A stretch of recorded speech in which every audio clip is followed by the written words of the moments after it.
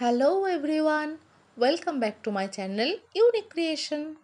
আমার আজকের রেসিপিটি হলো নিরামিষ চিড়ের পোলাও। আজ শ্রী শ্রী জগন্নাথ দেবের রথযাত্রা। প্রত্যেক বছরই আমরা এই দিনে নিরামিষ খাবার খাই। রথের দিনে আমার ব্রেকফাস্ট, লাঞ্চ আর ডিনার তিনটে রেসিপি তোমাদের সাথে আস্তে আস্তে শেয়ার করব। এখন বানাতে চলেছি নিরামিষ ঝরঝরে চিড়ের পোলাও।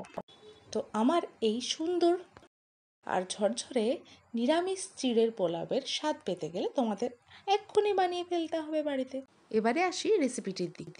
এখানে আমি 500 গ্রাম মতো চিড়ে নিয়ে নিয়েছি। প্রথমেই আমি চিড়েটাকে খুব ভালোভাবে পরিষ্কার করে ধুয়ে নেব। চিড়েটা ধোয়ার সময় মনে রাখবে খুব হালকাভাবে চিড়েটা ধোবে, যাতে চিড়েটা ভেঙে না যায়। এবারে চিড়েটা ধোয়া হয়ে গেলে আমরা চিড়ের থেকে খুব ভালোভাবে জল ঝরিয়ে নেব। তোমরা দেখতেই পাচ্ছ আমি কতক্ষণ ধরে চিড়েটার থেকে জল ঝরিয়ে নিচ্ছি। তোমরাও এমনভাবে চিড়েটা থেকে জল বার করবে যেন চিড়ের ভেতরে একটুও জল না থাকে। চিড়ে থেকে ভালোভাবে জল ঝরানো হয়ে গেলে এবারে আমরা 50 গ্রাম কাজু আর 50 গ্রাম কিশমিশ নিয়ে কিছুক্ষণের জন্য ভিজিয়ে রাখবো। এবারে তোমাদের দেখাবো এটি বানানোর জন্য কি কি সবজি আমি নিয়েছি। প্রথমেই কিছু আলু কুচি কুচি করে কেটে নিয়েছি, আর নিয়েছি কিছু ফ্রোজেন মটরশুঁটি, কুচি করে কেটে রাখা একটা গাজর, কিছুটা বিনস, 100 গ্রাম মতো পনির ছোট ছোট করে কেটে নিয়েছি, আর নিয়েছি লঙ্কা কুচি, আর নিয়েছি একটা গন্ধরাজ লেবু, যাতে এটার টেস্ট এবং স্মেল দুটোই বাড়িয়ে তোলে। এবারে আমি আর একটি পাত্রে রেডি করে নিয়েছি কিছু চীনা বাদাম, কারি পাতা, ভিজিয়ে রাখা কাজু কিশমিশ, আদা কুচি, দুটো তেজপাতা, কিছু গোটা গরম মশলা যার মধ্যে রয়েছে দারচিনি, এলাচ আর গোলমরিচ, আর দুটো শুকনো লঙ্কা, আর নিয়েছি সামান্য পরিমাণ কালো সর্ষে, সাদা জিরে আর মৌরি। এবারে চলে আসবো রান্নার দিকে। প্রথমে গ্যাসে কড়াই চাপিয়ে তাতে বেশ কিছুটা পরিমাণ রিফাইন অয়েল ঢেলে দেব।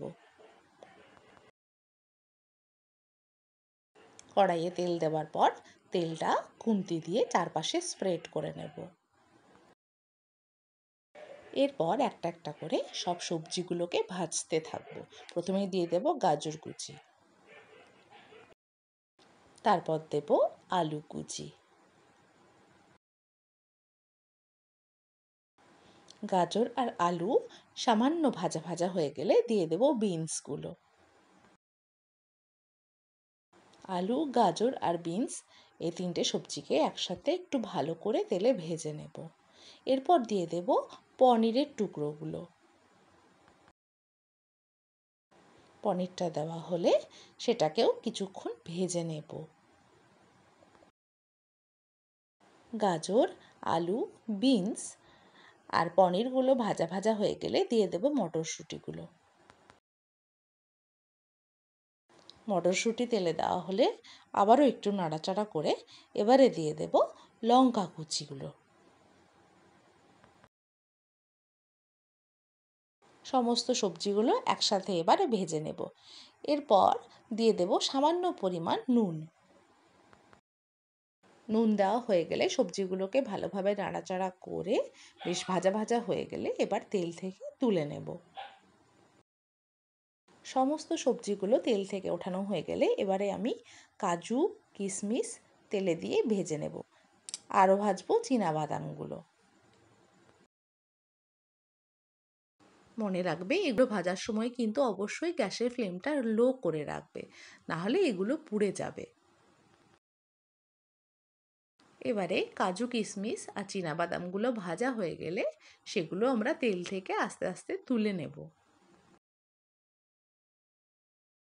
এবারে আমি ওই তেলেই ফোড়নে দিয়ে দেব কালো সর্ষে, সাদা জিরে আর মৌরি, দুটো শুকনো লঙ্কা ফাটিয়ে দেব, আর দেব দুটো তেজপাতা। এবারে এটাকে একটু নাড়াচাড়া করে ফোড়নটা একটু ভাজা ভাজা হয়ে এলে তাতে দিয়ে দেব গোটা গরম মশলাগুলো। আবারও একটু নাড়াচাড়া করে তাতে দিয়ে দেব আদা কুচি আর দিয়ে দেব কারি পাতা। এই সমস্ত কিছু ভাজা ভাজা হয়ে গেলে এবারে তাতে আমি সেই আর ঝরঝরে করে শুকিয়ে রাখা চিড়েটা ঢেলে দেব। চিড়ে দেওয়া হয়ে গেলে খুব ভালোভাবে চিড়ের সাথে সেই মশলাগুলোকে মিশিয়ে নেব। ওগুলো ভালোভাবে মেশানো হয়ে গেলে এবার আমি সামান্য পরিমাণ নুন ছড়িয়ে দেব। আবারও ভালো করে চিড়েটা নেড়ে নেব। গ্যাসের ফ্লেমটা লো রেখে চিড়েটাকে খুব ভালোভাবে ভেজে নেবে। এরপর সেখানে দিয়ে দেব কেটে রাখা সেই গন্ধরাজ লেবুর রস। লেবুর রসটা চিড়ের গায়ে মাখা মাখা হয়ে গেলে এবারে ভেজে রাখা সমস্ত সবজিগুলো আমি চিড়ের মধ্যে দিয়ে দেব। এবারে এমনভাবে নাড়াচাড়া করব যেন সমস্ত সবজিটা চিড়ের সাথে খুব ভালোভাবে মিশে যায়। তো তোমরা দেখতেই পাচ্ছ কতটা ঝরঝরে আর সুন্দরভাবে সমস্ত সবজিটা চিড়ের সাথে মিশে গেছে। এবারে আমি দিয়ে দেব 1 চামচ পরিমাণ চিনি। যারা মিষ্টি খেতে একটু বেশি পছন্দ করো তারা চাইলে আরও 1 চামচ চিনি অ্যাড করে দিতে পারো। চিনি দেওয়া হয়ে গেলে আবারও আমি সেটাকে খুব ভালোভাবে মিশিয়ে নেব। সব শেষে আমি দিয়ে দেব 1 চামচ ঘি। ঘি দেওয়া হয়ে গেলে আবারও চিড়েটাকে খুব ভালোভাবে নাড়াচাড়া করে নেব। আচ্ছা বন্ধুরা, তোমরা এতক্ষণ ধরে মন দিয়ে যারা আমার ভিডিওটি দেখছো তাদের বলি, তোমরা যারা আমার চ্যানেলে নতুন তারা আমার চ্যানেলটি এখনও সাবস্ক্রাইব করেছো তো? যদি না করে থাকো তাহলে এক্ষুনি করে দাও আর পাশে থাকা বেল আইকনটি প্রেস করে দাও যাতে নতুন নতুন ভিডিও পোস্ট করার সাথে সাথেই তোমরা নোটিফিকেশন পেয়ে যাও। এই দেখো, গল্প করতে করতে আমার চিড়ের পোলাও রেডি। কত সুন্দর আর ঝরঝরেভাবে আমার পোলাওটি তৈরি হয়ে গেছে। তো তোমরাও বাড়িতে বানিয়ে আমাকে কিন্তু অবশ্যই কমেন্ট বক্সে জানাবে কেমন হয়েছে তোমাদের পোলাও খেতে।